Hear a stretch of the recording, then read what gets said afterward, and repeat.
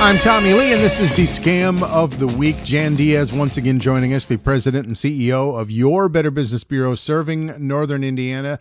Jan, good to have you back with us today. Hey, thanks for having me, Tommie. It's always a pleasure to be here. What's on your radar today? So today we're addressing an issue that's becoming more common every year, and these are scams that specifically target recent college graduates. Yeah, you would think it would be a good time to celebrate your graduation and just relax and not have to worry about being scammed, but not so lucky, no. Yeah, you would think so, but in reality, these young adults are navigating a number of major life changes at once.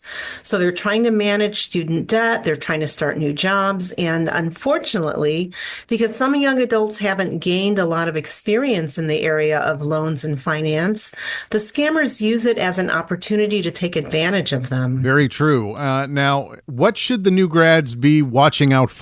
So let's start with one of the most frequent scams we're seeing, and these are student loan forgiveness scams.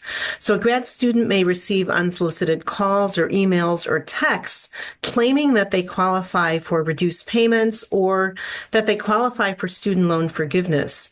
But then they're asked to pay a fee or provide personal information up front in order to have their loan forgiven. Which sounds convincing, especially when people are anxious about debt and the rules seem to keep changing. Exactly, but it's a trap. So some of these companies are simply misleading student loan borrowers, while other companies are outright fraudulent. So the best protection is education on student loan forgiveness.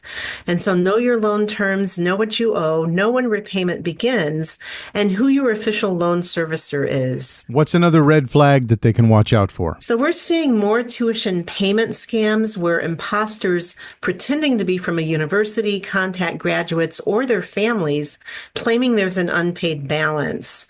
And so they're saying if it's not resolved quickly, they're going to threaten you and that your degree could be withheld. Which would certainly prompt a panicked response. Yeah, and that's the goal.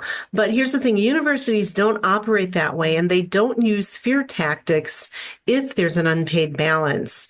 So if you receive a suspicious phone call or text or email claiming that you owe money, contact your school directly to verify the information and never respond to high pressure demands because you really could end up losing money in the end. Jan, a lot of the new graduates are also in the job market right now as graduation season is upon us. So what do they need to be cautious of on that front? Yeah, great question, Tommie. So we're seeing an uptick in fake job offers. So these job offers often promise a lot of pay for remote work, and they require minimal experience, which when you think about it, it really would be attractive to college grads who might not have tons of work experience at that point in their lives.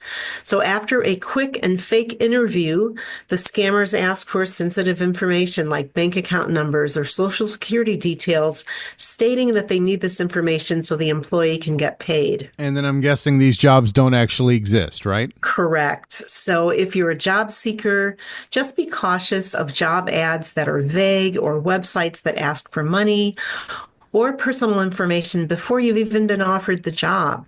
So in some cases, the fake employer will even send you a check and they'll claim that it's for training or equipment, but then you're asked to send a portion of the money back because they made a mistake in sending you that amount. And so what happens is the check eventually bounces and you're left covering the loss. So it's always best to confirm a job posting on a company's official website and just watch out for job ads that are really vague or ask for money or personal information before you've been even offered the job. All right, Jan, what is the overall advice for new graduates who are looking to make sure that they're protecting themselves? Yes, stay informed, stay cautious, and always just take a moment before you act. These scammers are thriving on urgency. They're just trying to create a sense of urgency, whether it's a loan or a job. But if something feels off, take a step back, verify the details independently at the official website or contact the company with the phone number that is listed at the official website.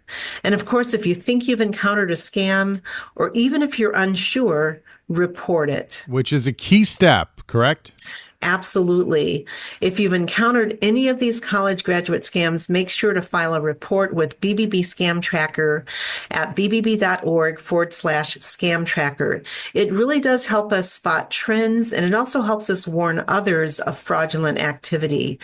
And then if you've lost money, notify your bank, notify your local authorities, and the Federal Trade Commission at reportfraud.ftc.gov. Jan, as always, very helpful. Thank you so much for joining us again for the Scam of the Week. Thank you, Tommie. As always, it's great to be here. And again, to the class of 2025, you've got a bright future ahead of you. Just remember, the best way to protect that future is to stay informed, take your time and look into stuff and report anything that looks suspicious. And when in doubt, check it out. And you can always feel free to check out some help from the BBB along the way at bbb.org. Hey, thanks so much, Tommie. Jan Diaz with the Better Business Bureau for Northern Indiana. We'll talk again soon on the Scam of the Week. Sounds good. Podcasts by Federated Media.